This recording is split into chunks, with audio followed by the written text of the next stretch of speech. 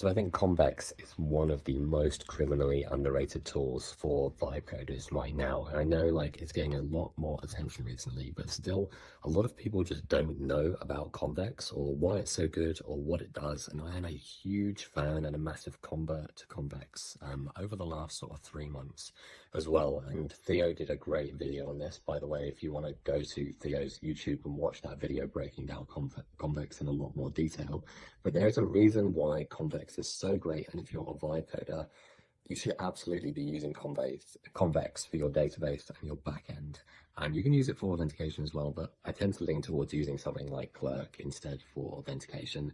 But Convex is basically a database and a backend like technology that exists in code, in your code base as TypeScript.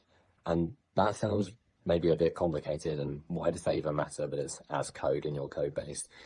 But there's a big reason why this is super important, because AI coding tools, AI coding agents can actually write to your database and your backend inside of your code base without you having to manage that somewhere else. Like in Supabase, it's all managed externally inside of Supabase. You have to run SQL kind of migrations to actually set up tables, set up your schema, all of that stuff. Whereas with Convex, it's just in your app, and your AI coding agent can just make changes to your database and your backend inside of your code base, and then you just deploy that to Convex, and you can look at everything in your dashboard in Convex.